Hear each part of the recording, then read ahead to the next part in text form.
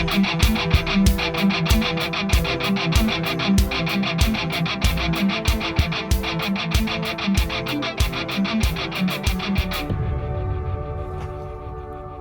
is Jerome Corsi. Today it's Monday. It's January 15th, 2024.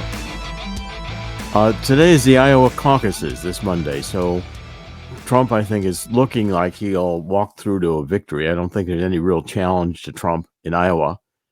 And these other candidates, I think, are going to just dropping off.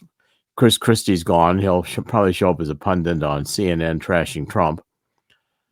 But there's a couple stories that I want to cover today that I think really showed how Trump's resilience, his getting through all these crises, really remarkable. I mean, Trump is more popular now than ever, despite the Democrats' obvious attempts to destroy him. Now, there's Victor Davis Hanson has got an article out today saying lawfare against Trump is running out of gas. What he's saying is the prosecutors are discovering that the more they rush to judgment before the election and gag Trump from speaking policy about these proceedings, the more Trump rises in the polls. I think it's true. You look at all the indictments. Prosecutors began accelerating their indictments only once Trump started to lead incumbent Joe Biden by sizable margins in head-to-head polls. Moreover, had Trump not run for the presidency, or had he been of the same party as most of the four prosecutors, he would never have been indicted by any of them. I think that's also true. So that now they're in deep doom. The Democrats are in deep doom because what they're seeing is that more they rush to destroy Trump, the more popular he gets. What Victor Davis Hanson writes is, in truth, each succeeding cycle of corrupt left-wing lawfare that ends in failure. And here's the list: the Russian collusion hoax, the weaponized first impeachment, trying ex-President Trump in the Senate as a private citizen. I mean, it just goes on and on. The laptop disinformation setup, the Alpha Bank ping caper, the pathetic attempt to erase Trump from state ballots, and the unfolding Fani Willis moral debacle. Now that one's really interesting because Fani Willis, who's this prosecutor in Georgia, hired her stealth boyfriend Nathan Wade as a special counsel the day before he filed for divorce. And of course, the records were mysteriously sealed by the courts. Well, Wade has received $650,000 as special counsel, reportedly including a miraculous ability, also malicious, to charge for 24 hours of continuous legal service in a single day. I know I got 24 hours out of a day. That Willis and Wade have used their green-lit windfall to him to go on a number of pricey junkets and cruises. That to try an ex-president and the leading candidate in the 2024 election, Willis picked Wade, who had never tried a single felony case and was previously a personal injury accident lawyer, an ambulance chaser. Supposedly apolitical Willis had consulted with the January 6th partisan congressional special committees, while Wade had met for marathon meetings with the Biden White House legal counsel and apparently billed Georgia taxpayers for receiving such federal tutorial. These are cases that are extremely weak. Victor Davis Hanson is doing some good writing on this. He says the legal community's initial dismissal of this sordid prosecutor's office is reminiscent of the immediate efforts to downplay Claudine Gay's plagiarism. But the charade will eventually end the same way, in this case with the resignation and likely indictment of the prosecutor, along with her boyfriend, who concocted quite a scheme at the expense of taxpayers. Both have made a mockery of their indictment of an ex-president. If the allegations are true, will be disbarred and prosecuted. And the other indictments are even weaker. This Alvin Bragg, who continues to claim that Trump's efforts about a decade ago to enact non-disclosure agreements and payments to remain silent about embarrassing behavior constituted campaign finance violations. This is regarding the woman that Trump had Michael Cohen pay off. If so, what defines campaign violations when Mrs. Clinton brazenly destroyed 30,000 subpoenaed campaign era emails, ordered subpoenaed communication devices smashed, illegally hired a foreign national to find dirt on a campaign rival, and used 3 paywalls to hide her hush payments to British subject Christopher Steele to conduct a smear dossier with help from Russian sources to destroy her 2016 rival. Hillary Clinton was she got away with everything. Clinton's got away with everything, just like Biden is right now. And the country's tired of it. I think the country's sick of it. I don't think these people are winning. I think finally the American people are saying that Democrats are not only Marxists, they're criminals. And they're using Marxism to hide their criminality and get away with it. So this Leticia James, apparently for the first time in New York history, believes a bank was somehow wronged when its seasoned auditors viewed Trump's assets, approved a loan to him, profited from his timely payments of interest and principals, and lodged no complaints against Trump or his company. So James believes that Donald Trump is the first and most egregious real estate baron in New York history who inflated the value of his holdings. Her indictments thus supposedly have nothing to do with a left-wing political activist who ran for attorney general and promises to get Trump. And then we got Jack Smith, and he supposedly was going to be focused on the removal of these classified presidential files to an insecure location at the Mar-a-Lago home of Donald Trump. And then Donald Trump's insurrectionary actions on January 6th. And well, it's hard to call Trump an insurrectionist when there wasn't an insurrection. And there was a peaceful assembly, and they entered the Capitol, which they should not have done. But again, all of these circumstances are not being fairly investigated or reported. Future Vice President of the United States, Kamala Harris, sought to organize bail for violent rioters. She boasted on TV that the protests would not stop, should not stop, and would continue beyond the 2020 elections. They didn't. It was all staged in a sequence of events to get Donald Trump out. But Smith is not investigating the well-orchestrated and increasingly violent pro-Hamas rallies. These are, quote, insurrections that have stormed the California legislature, occupied the Capitol rotunda, defaced and defiled iconic federal monuments, shut down bridges and freeways, attacked law enforcement, and led to violence and assaults.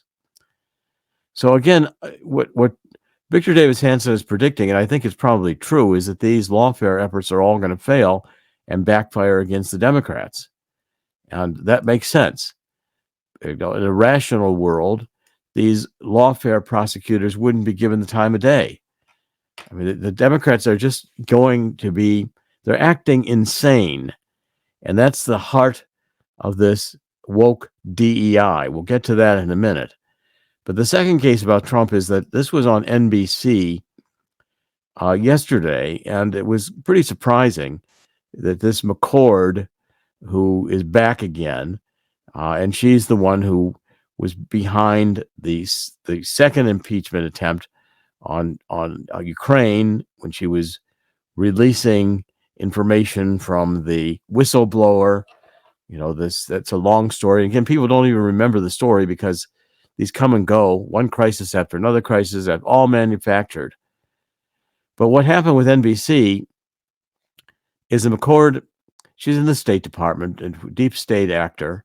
She said that the deep state is preparing for Trump's return.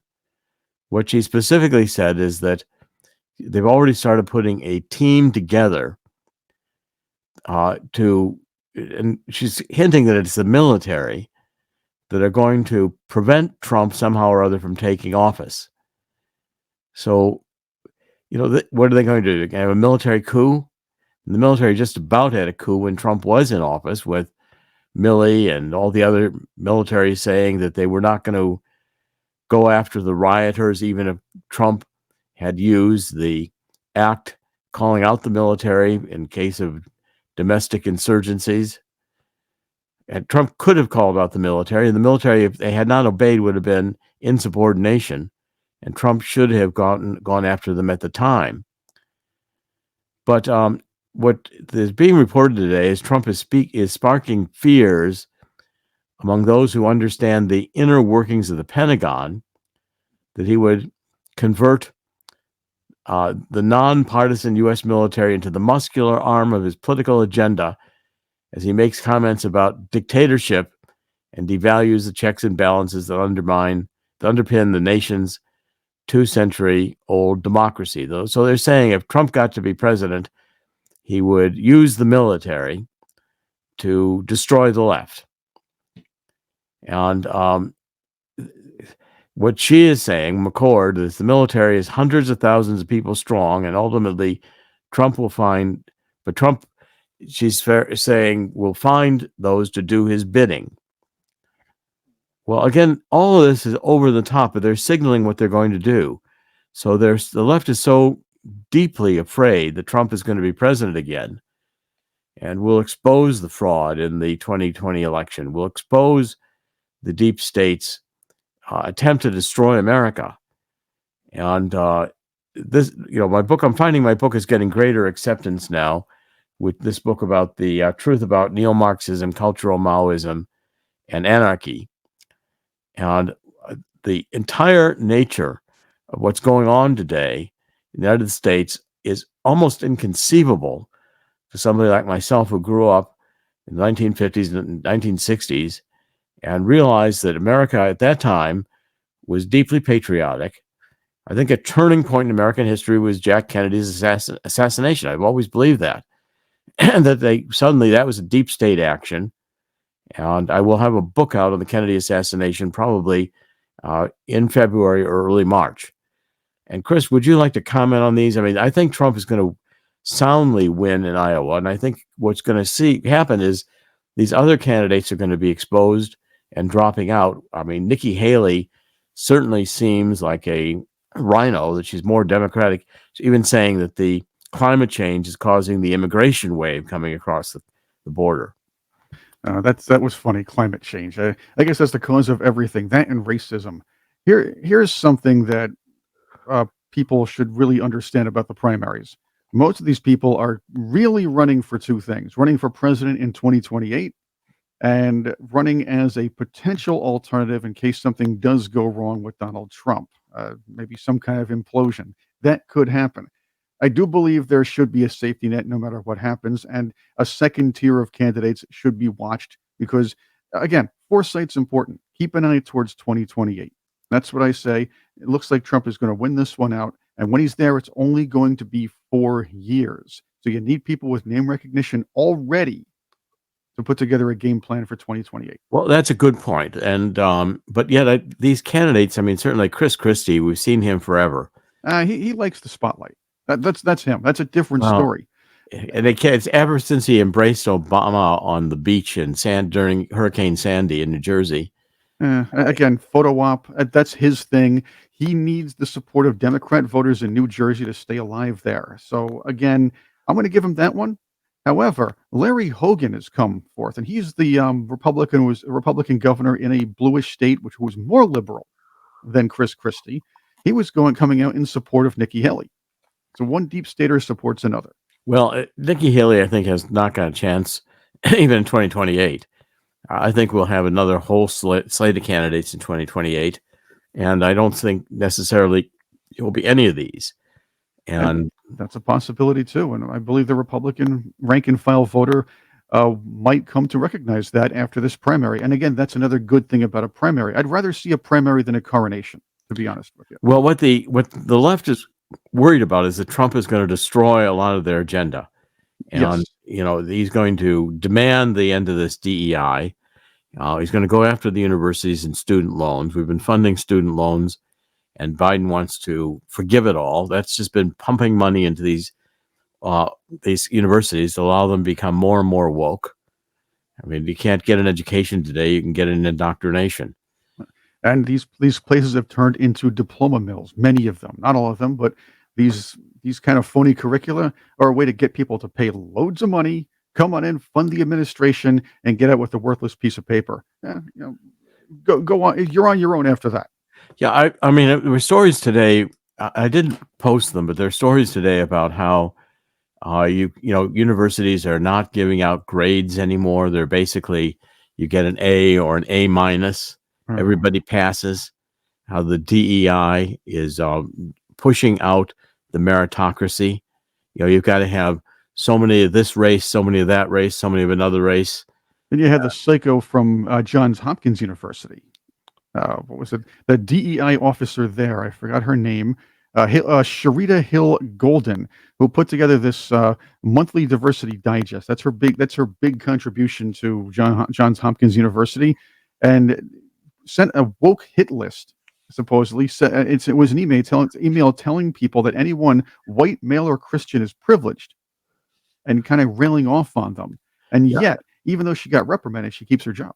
Well, Fox News on Sunday afternoon yesterday reported the Federal Aviation Administration, which is overseen by this Pete Buttigieg.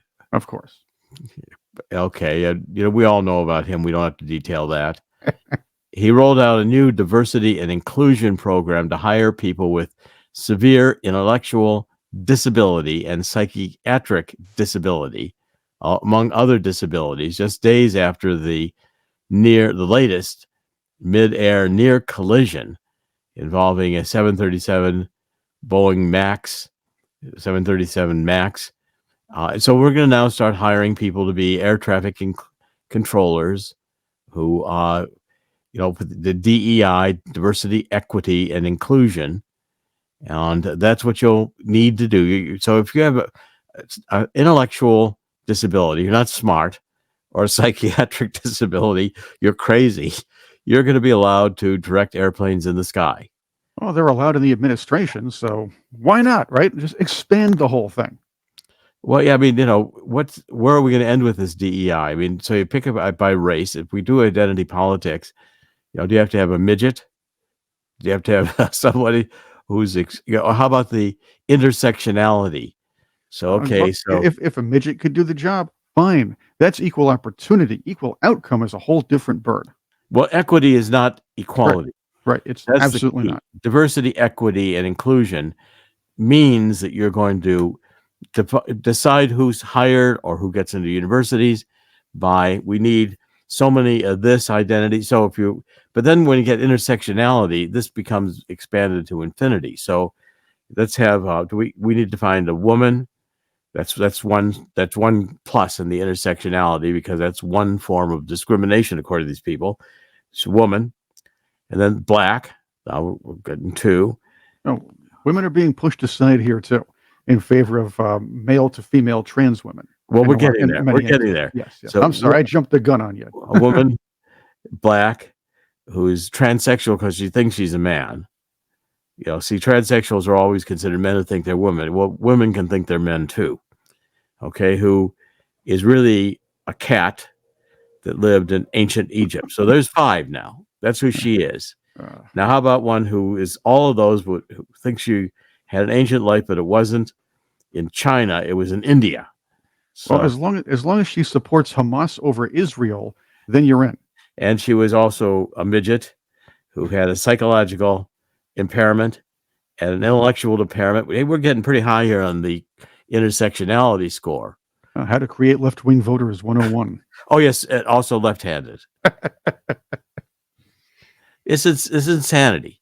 If your job is going to be done, you want the best people for that job doing that job.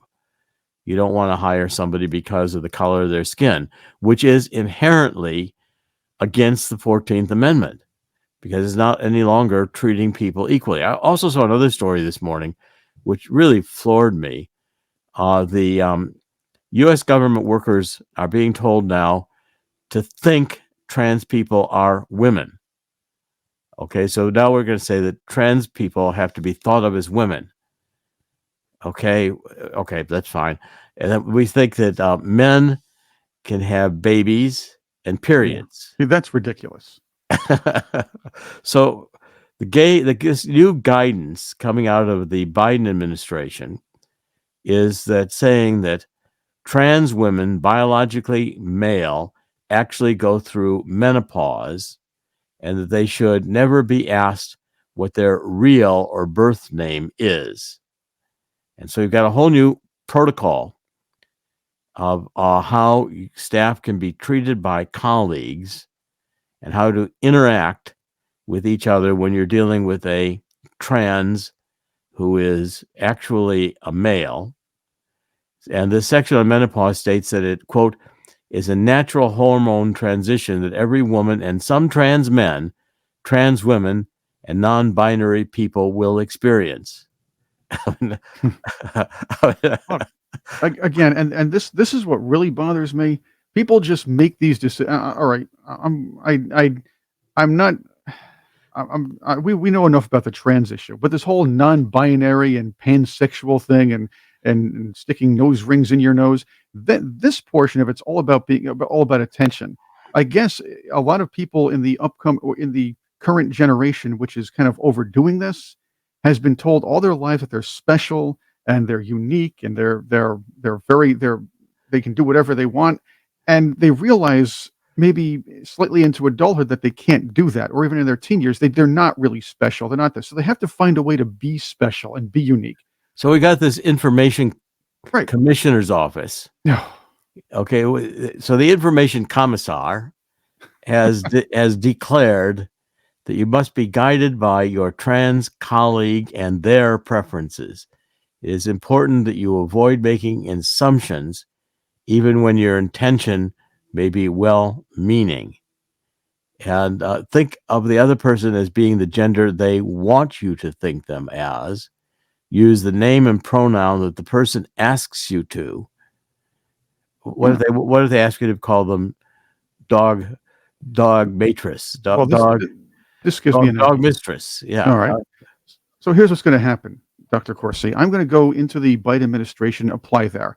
I have to go under an assumed name, but they have to accept it because, by the way, that's their rule. Okay. So I can be Fiorella Lemon Skin. Okay. They're going to have to hire me for this because now I'm diverse. Also, my pronouns will be octopus and occupy. So if some idiot tries to force me to use their pronouns, I can spray them with ink because that's how I identify myself as an octopus. Somebody annoys me, I spray them with ink. And I identify as that. They have to accept that by their rules. You get away with that probably. And I mean, Jonathan Turley, who's a great professor, is highlighting today this Finnish politician from Finland, whose name is Rosanen. She's a woman who has been in Parliament for quite a long time. She is mother of 3, I believe, and a physician, a mother of 5, who's highly critical of homosexuality, which he describes as a disorder of psychosexual development, is about to be indicted a second time for quoting the Bible, because in Finland, the Bible is considered hate speech. Oh, yeah, of course. Okay. Those mean Bible readers and stuff. Yeah, she posted on Twitter questioning she evidently quoted Romans 1:24-27, and she posted the text on her Facebook. Purpose of my tweet was in no way to insult sexual minorities. My tweet was aimed at the leadership of the church. Okay, so she's criticizing essentially homosexuality and saying the church should not allow homosexuality and quoting passages in the Bible that support her. And again, now it's hate speech now because she's daring to say that homosexuals are odd, or more than odd, they have a disorder, a psychological disorder of psychosexual development. In other words, they're warped. That's just weird. They're warped. Okay, so she's going to have to go to prison for saying that. Now, that's, again, the hate speech is against the Bible. Why isn't that hate speech? The Bible's been around for 2,000 years. Why isn't it hate speech to demean the Bible? Okay, what do you think, Chris? I mean, this is ridiculous. Again, it's about breaking down religion. The state wants you to worship the state. This is a principle from, and you've discussed this many times, about Maoism and Stalinism, Leninism, Marxism. All of these left-wing isms need you to worship the state. That means if you are worshiping a god, you are to be persecuted. You have to be marginalized and minimized so the coming generations can learn that worshiping in an American society, they teach you that worshiping or reading the Bible and worshiping a god is uncool. That's the other manipulative way to change minds throughout generations. However, these people and the communist governments in charge will basically throw you in jail or execute you or steal your organs if you worship a god. The idea is they want you to worship a state and they don't want you to worship any kind of god because that goes against what the state's telling you to do. Yeah. And their idea of a let's just say perfect one world government society. Yeah, just don't dare. By the way, Davos is also starting today. So you got the World Economic Forum meeting with 2,800 nutcases trying to decide how they can rule the world. But that's good for us because that provides us lots of material. Well, it sure does. See, that's the thing. When these people are in charge, that's good for us because it provides us material. There we go. That's the only thing I can say. It's entertaining. Yes. At least it's entertaining. I mean, you've got the most insane people in the world trying to run things. So this story was also over the weekend getting more attention. The commercial flights are becoming insanely dangerous. This is from the Discern report, which is quite good. As virtue signaling airlines hire based on diversity rather than merit. So close calls involving commercial flights have been happening with greater frequency, and many of them are being attributed to human error. And even the New York Times has reported this, which is amazing. They don't usually report anything true. This one incident is being reported that July 29th, a United plane suffered from a hard landing, was nearly totaled. And the information that this reporter got was that the co-pilot of the plane was a former flight attendant who'd been fired from her post and then rehired as part of United Airlines' DEI program, even though her name appeared on a list of employees who could not return to the company. Moreover, the individual reportedly failed numerous trainings, including the crucial simulator training that pilots must undergo. So she was the co-pilot. Well, it's unbelievable. It's just incredible that the Denver Hiring Center would onboard through DEI a woman as a co-pilot, as a pilot, who failed the course. I mean, it's just unbelievable. It's putting lives in jeopardy. That's the non-humorous part of this, that if you're going to have a bunch of DEIs directing the airplanes across the United States, we're going to have more accidents. And these are accidents that are human error because the people they're hired through DEI are not hired through merit.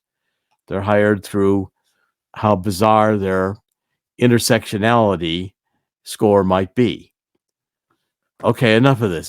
This is ridiculous. I've had enough of this. It's insane. But I think it's failing because when people look at this, it's just it is so messed up that it's going to fail.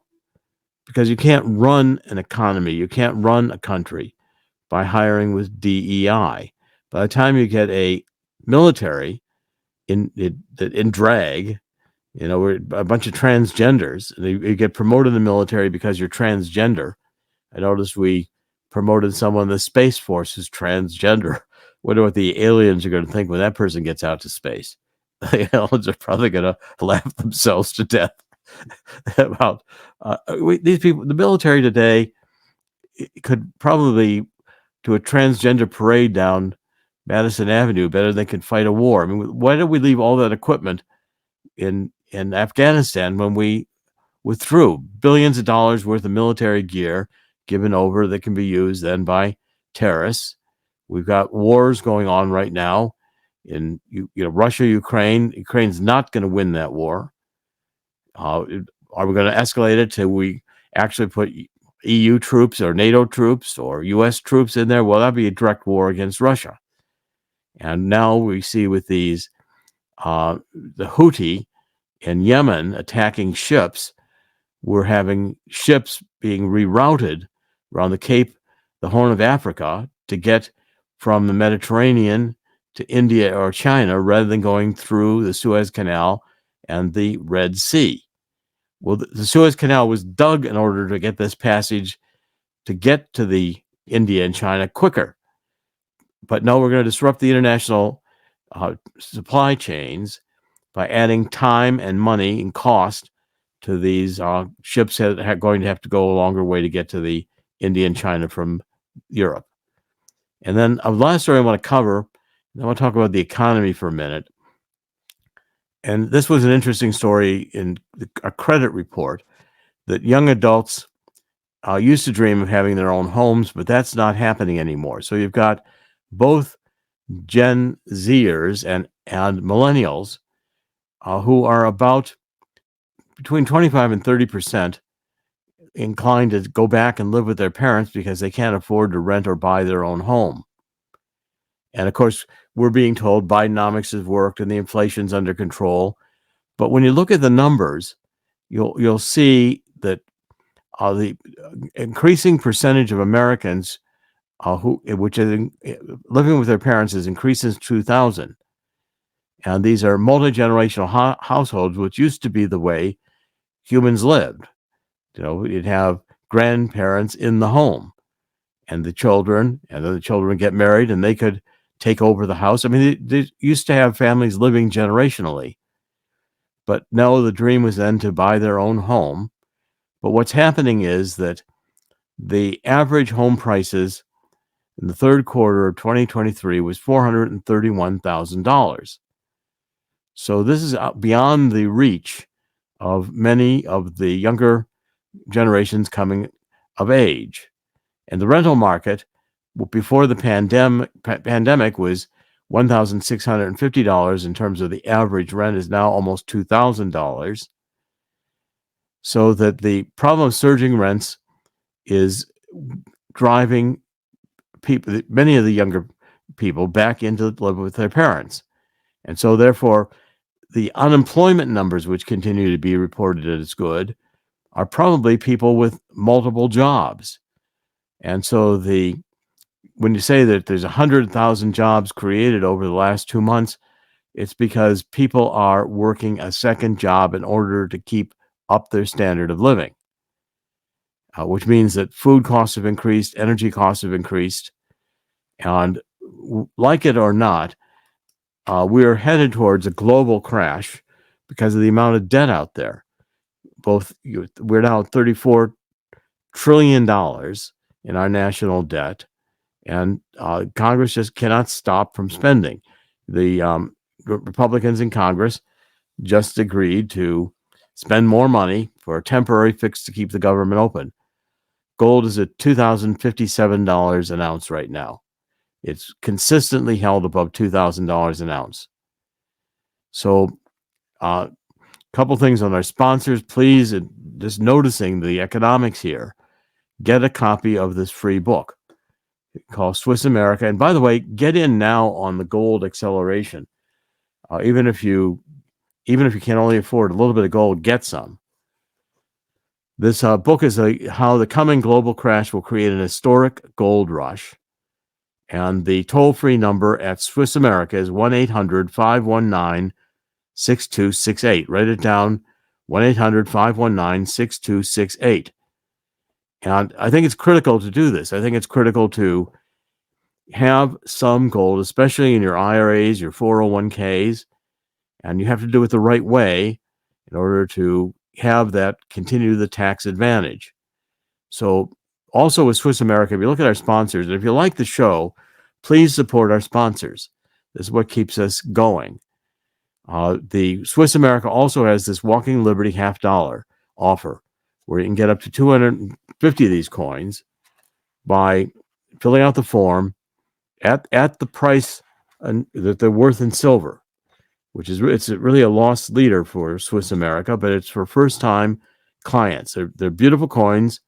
They were no longer being minted. Today, we print coins with very little value in them in terms of metal, silver. Also, people are saying, I'm looking younger. Try the My Vital C. Pull down My Vital C, the sponsors. These are great products. It's really a miracle molecule. I'm not coloring my hair. My color came back in my hair. I'm taking this for about 5 years now, and I'll swear that it has longevity characteristics. And it's carbon 60, which is a really remarkable molecule. It has 60 carbon atoms around in a cage structure, which looks like a soccer ball or a Buckminster Fuller geodesic dome. They're called fullerenes. Try it out. There's also for dogs and cats who love it. I think you'll find it comes in olive oil, coconut oil, and avocado oil. And this company, My Vital C, makes the highest quality of carbon 60 on the market today.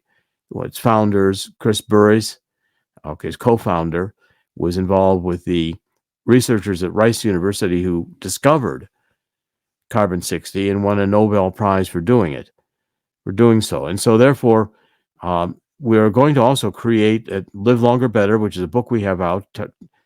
Go ahead and take a look at that on the internet. And we are opening up in February, getlongevitymeds.com. We're also opening up, Chris, you can show it today. If you can pull up the website, getrxmedsnow.com, which is about to go live. And you're going to be able to get the meds you need through telemedicine without having to go to a doctor. It's all by telephone. I started doing this in the pandemic, and we have software that is running on the Google Cloud platform.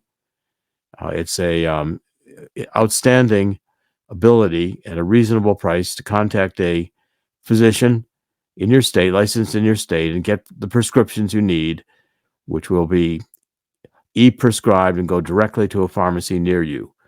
This is getting ready to go live, and we'll be getting this through the internet. We'll be promoting this through affiliates, promoting getrxmedsnow.com.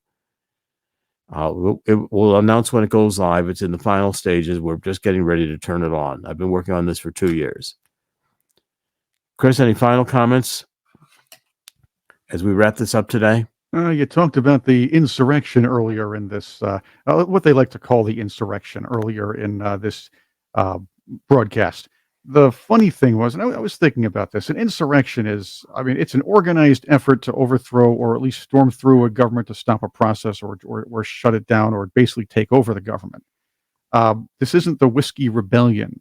There weren't armed people coming in and trying to take down the Capitol. By those standards, the storming of the Capitol or the storming of the Supreme Court nomination hearings for Brett Kavanaugh could have been considered the same thing.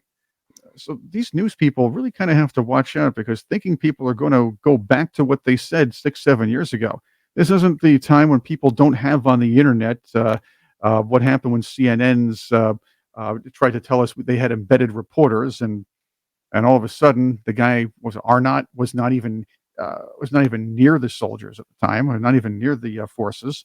So or the exploding. Remember the exploding truck? I forgot which news magazine that was, where they put explosives in a truck to try to make people believe that trucks were exploding worse than they actually were at one time. All these things that are being done to manipulate the news. Right. Look, the Civil War is an insurrection. Okay. Yes. Okay, I can go with that. Well, it has to be an insurrection. Was it an insurrection because the states seceded before the Civil War? So it's two warring nations, if you will. The Whiskey Rebellion may be considered as such. Well, from the point of view of Abraham Lincoln, it was an insurrection. He refused to accept that they could secede. But that's, again, a point of history. Nobody knows any history. We don't need no stinking history anymore. We don't need no stinking mathematics. But that's okay. You get an A-. We don't need no borders. No, I'd be I'd probably get tenure with this approach. Tenure. You'll be the president of Harvard. I'd be the president of Harvard. Well, I'd have to go back. I'd have to start plagiarizing some things. That's true. You have to start stealing some books and, claiming they were mine. That's a good idea. Yeah, I mean, all these ideas are completely dysfunctional. Well, let's wrap it up. In the end, God always wins. God is going to win here too. We can't live in this kind of a dystopian world. It eventually people wake up, get to their senses and quit. But hopefully we don't have to go to a nuclear war before we get there. With the wars going on in the Middle East and going on in Ukraine and Taiwan, which is waiting for the Chinese to decide to invade, we're headed towards World War III. In the end, God always wins, and I just hate to think what "in the end" means. We're going to go through the judgment of God because we let too many babies die, torn apart, ripped apart in the womb. After Roe v. Wade, we've taken God out of the schools. We should have been fighting this since the 1940s.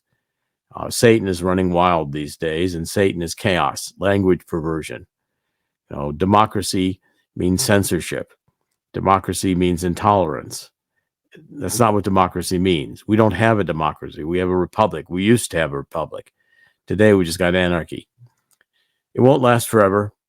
When 2 Chronicles 7:14 is the solution. We need to return to God, get back on our knees, ask God's forgiveness.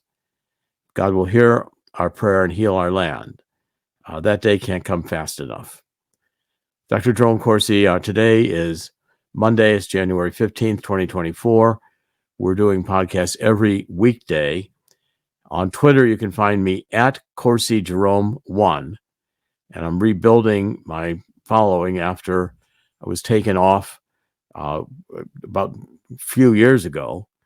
But I've decided not to be out in retirement. I've come out of retirement, and I'm going to continue doing this. At Jerome Corsi 1.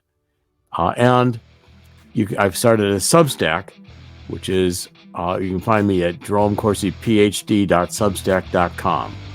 And I've been doing spaces on X, which I find to be really enjoyable, and interacting with people directly. So thank you for joining us. We'll be back tomorrow. God bless.